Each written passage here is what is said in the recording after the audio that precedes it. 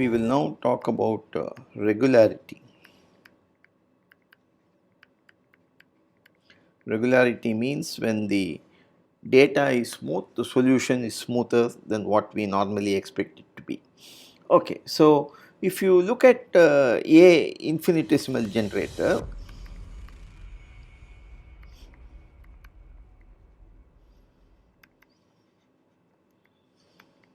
ST, then think of the two examples which we saw. We saw that the space was L2, and in case of AU equals U dash, the domain was H10, and in case of AU equals Laplacian U, the domain was H2 intersection H10. So the domain of the operator is normally a space of smoother functions than the original, the space, ambient space where we are working. Now if we look at A applied to itself again A square, that will be another unbounded operator whose domain will be even smoother. For instance, if you have U dash, if you apply it twice you get U double dash, so you would need at least H2 functions to make sense. Similarly, if you have Laplacian and then you apply again Laplacian square, then you get H4 should be the space where these functions will be ultimately coming into L2, and therefore the higher the domain of power of the operator is, the domain will become smoother and smoother functions, and therefore if the initial data belongs to those, then you can expect the solution to be smooth also. So that is the principle on which we are going to work today. So A is an infinitesimal generator of a semi group, and so we define D of A square equals set of all U in D of A such that AU is also in D of A. And if more generally, if K is greater than or equal to 2, is a positive integer, then we define D of A power K equals set of all U in D of A power K minus 1 such that AU is also in D of A power K minus 1. And then we define AK of U. So for U in D of A power K, AK of U is nothing but AK minus 1, because it is in the domain of AU. AU is in the domain, and therefore AK minus 1 of U, AU is well defined. So this is how we define the higher order, higher powers of the generator of an infinitesimal semi group. Okay, so then we have the following lemma. Okay, A infinitesimal generator of a contraction semi group.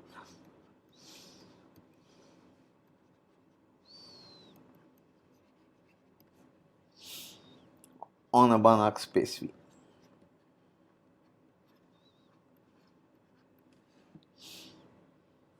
Then D of A square is dense in D of A. Remember, whenever we want D of A to be an independent Banach space, so we need to put it with the graph norm.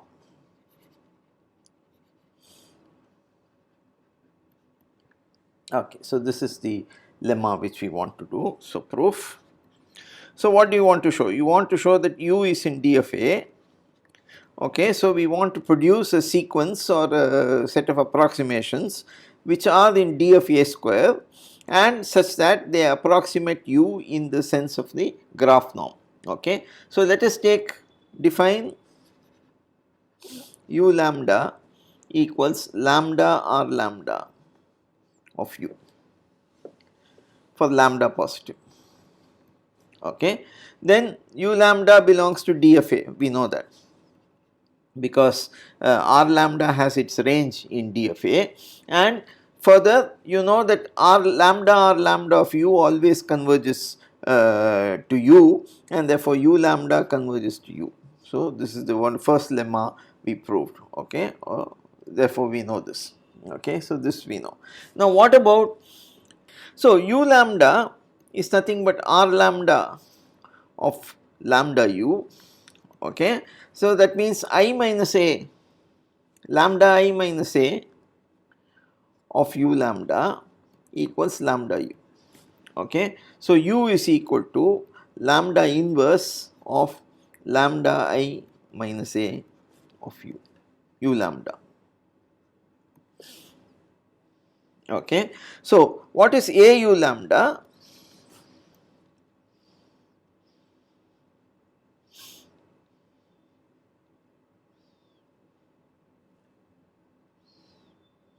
A u lambda is therefore equal to lambda u lambda from this equation here, a u lambda equal to lambda u lambda minus lambda u,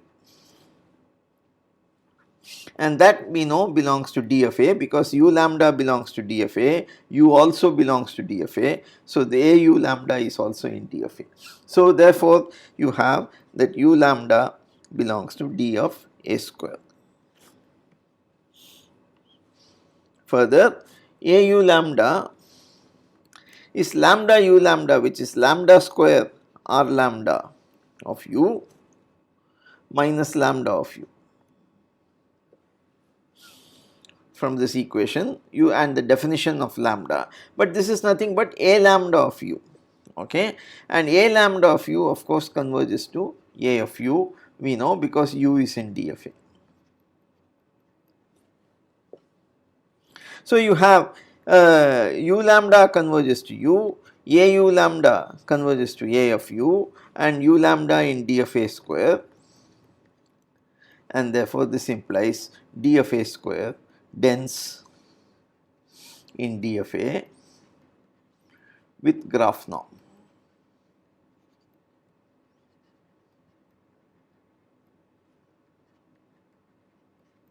Okay, so that proves that lemma.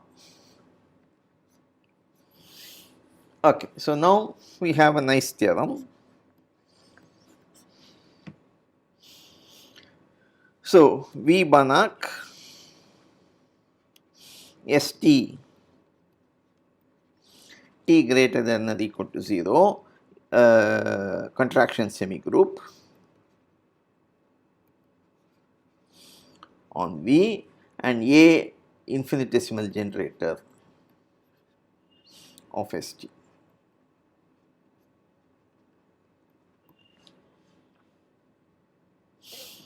Set ut equals st of u0,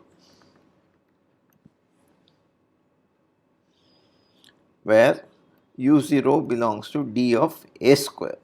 Okay, so we are assuming now u0, usually we can solve the differential equation if u0 is in D of A. We are now assuming further smoothness, as I explained earlier. We are assuming it is in D of A square, so you expect the solution to be smooth. Then u of belongs to C2. So, it's usually it was in C1, now it is in C2, 0 infinity with values in V. It is C1 of 0 infinity with values in D of A, and of course, C0 of 0 infinity with values in D of A square. Okay, so the solution is very smooth. I mean, it is twice differentiable, and the ut itself is very smooth. It belongs to D of A square. For more generally, if k greater or equal to 2 is a positive integer and u0 belongs to D of A power k, okay, then u belongs to intersection j equals 0 to k, c of k minus j of 0 infinity with values in D of A power j. Okay, so this is the general theorem. So, we have a lot of smoothness in the case of the contraction semigroup. So, proof: the smoother the data, the smoother the solution. So, let us assume, so let u0 belong to D of A square. Then au0 belongs to D of A, that is the definition. Okay, now you set Vt equals St of au0. then Vt is differentiable,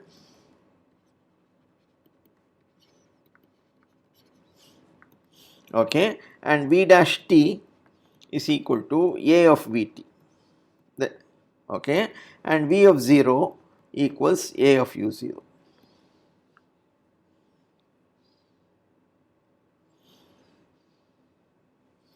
And Vt of course belongs to d of A for every t positive. This is all standard stuff. Okay, so now what is Vt? Vt is St of A of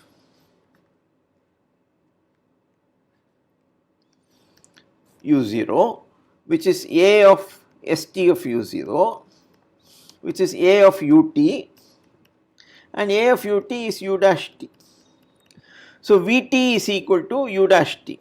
Therefore, this means, so Vt belongs to d of A, u dash t is A of ut. So ut belongs to d of A, and A of ut is equal to Vt also belongs to d of A.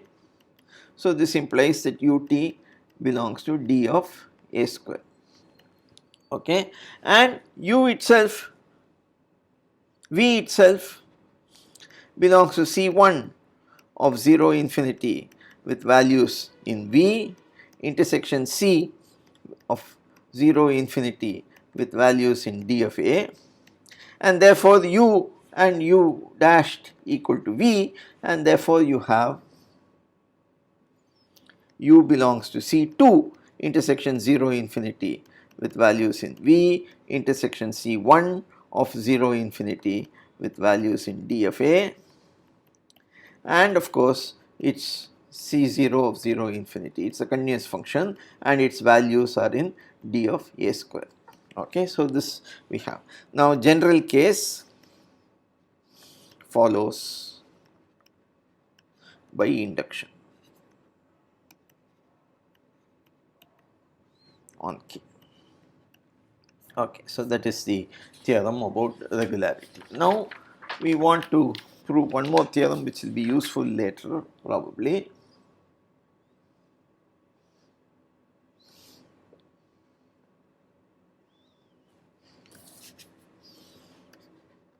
Theorem. So V Banach St t greater or equal to 0 contraction semigroup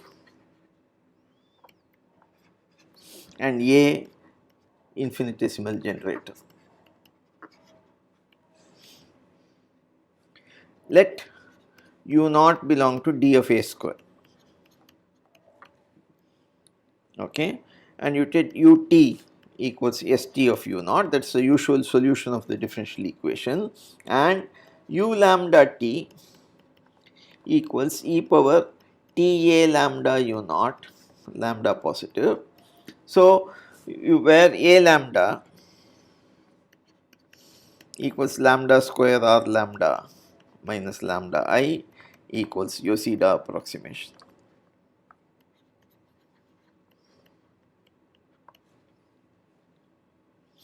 Then u lambda dashed of t converges to u dashed of t as lambda tends to infinity uniformly on bounded intervals of t.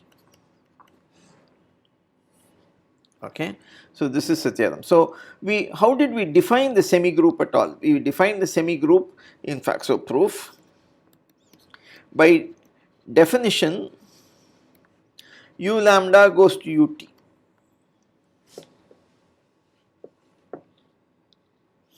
This is the Hill-Yoshida theorem. So how did we produce the semigroup? We simply took it as the limit of st of a lambda. So st of u0 is nothing but the limit of e power t a lambda u0 as lambda tends to infinity. That was the definition. That's how we constructed the semigroup, and therefore u lambda goes to u is just straightforward solution. Now so we want to show that a u lambda goes to AU also, okay, and that too uniformly on bounded intervals. So that is what we want to show. Okay, so let us take V lambda t equal to solution of V dash t equals A lambda Vt t positive and V of 0 equals A lambda U0. So then what is the solution V lambda of t? V lambda of t is e power t A lambda times the initial condition A lambda U0. It is equal to A lambda e power t A lambda U0, which is A lambda V lambda, sorry, A lambda U lambda t, which is nothing but U lambda dashed of t. That is how, because it is the solution of that differential equation. Okay, e power t A lambda U0 is the solution of this differential equation. So, A lambda U lambda t is nothing but U lambda dashed of t. So, we have V lambda equals A lambda U lambda, and what is A lambda, which is A of lambda R lambda of U lambda. So, norm of lambda R lambda U lambda minus U, that is equal to norm of less than or equal to rather lambda R lambda of U lambda minus U plus norm of lambda R lambda U minus U. This is the triangle inequality. Now, lambda R lambda has norm less than or equal to 1, and therefore, this is less than or equal to norm of U lambda minus U plus norm of lambda R lambda U minus U. Now, we know for all U this goes to 0, and then this goes to 0 because we saw by the Hill-Yosida theorem U goes to 0. So, we have that. So, this implies that lambda R lambda U lambda goes to U. And what is V lambda? This is A of lambda R lambda U lambda, and we claim is also convergent. Suppose we prove this claim, so lambda R lambda U lambda goes to U, and V lambda is A of lambda R lambda is also convergent. A is a closed operator, so V lambda must go to V. Okay, so and therefore you will have, by the closeness, you will have it will go to U dash of t. V lambda is U lambda dash t, which will go which will converge to U dash of t. Okay, so that is what it will go to A of U, which is U dash of t by the closeness of the operator, and therefore you have. So, if claim okay, then lambda R lambda U lambda goes to U, and A of lambda R lambda U lambda must converge to something which must converge to A of U, since A is closed. Okay, and that is but lambda R lambda is V lambda, which is U lambda dashed, okay, and that goes to AU, which is equal to U dash, okay, and we will show that this happens uniformly on bounded intervals, that is U lambda dash goes to U dash, okay. So that is what we want to show. So we want to show the claim. Okay, so now, so we will show that V lambda is a Cauchy sequence. So V lambda t minus V mu of t is less than or equal to norm of e power t A lambda u naught, that is V lambda, minus e power t A lambda A u 0, I am going to add and subtract, plus norm e power t A lambda A u 0 minus e power t A mu A u 0 plus norm of e power t A mu AU0 minus e power Ta mu A mu U0. That is the definition of V mu of t. Okay, so we have all these things. So now e power norm of e power Ta lambda, norm of e power Ta mu are all less than or equal to 1. So recall all that. So this will be less than or equal to first one is nothing but norm of A lambda U0 minus A U0 plus norm of the third one. So e power Ta lambda A U0 minus e power Ta mu A U0 plus the third one is just A U0 minus A mu U0. Okay, so now let us see what is the middle term. So again from the Hill-Yosida proof, and that is step 1. Okay, we have already seen this e power Ta lambda AU0 minus e power Ta mu AU0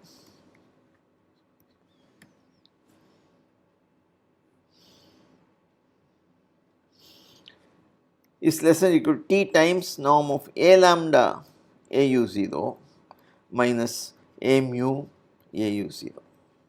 This is the first step in the proof which we had, which is less than or equal to t times norm of A lambda AU0 minus A of AU0. Now that is well defined because AU0 is in DFA, because U0 is in DFA square, that is where we are using this, plus T of norm of A mu AU0 minus A of AU0.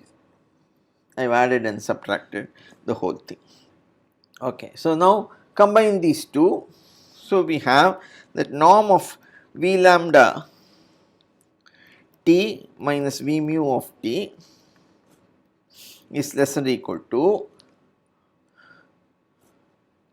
norm of A lambda U0 minus A U0 plus norm of A mu U0 minus A U0. That is where the first and third terms of this relationship inequality here.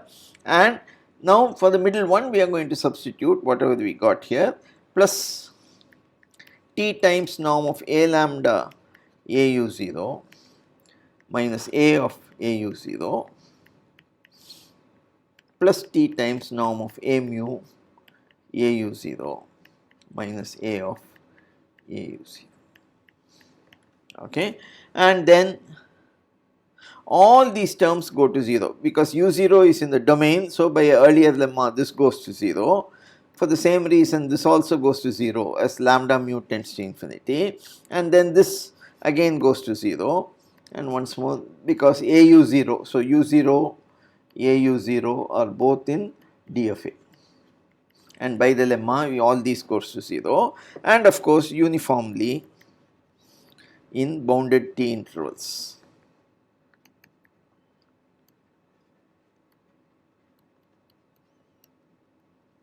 If T is in a bounded interval, you can replace this by some capital T which is fixed. So independent of T you can choose lambda mu sufficiently large, and then it will be a Cauchy sequence. So uniformly Cauchy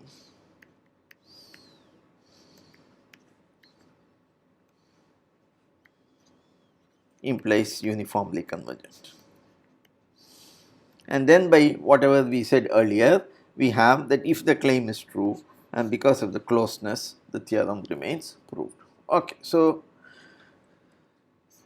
our next thing we will see is in the context of Hilbert space, the Helios-Ida theorem becomes even more beautiful. Okay, so for what did we need to know for the Helios-Ida theorem? We needed to show that lambda I minus a inverse, this was the crucial thing, exists and its norm is less than or equal to 1 by lambda. Okay, now this can be, it's enough to, so for all lambda 0. Okay, in the case of a Hilbert space,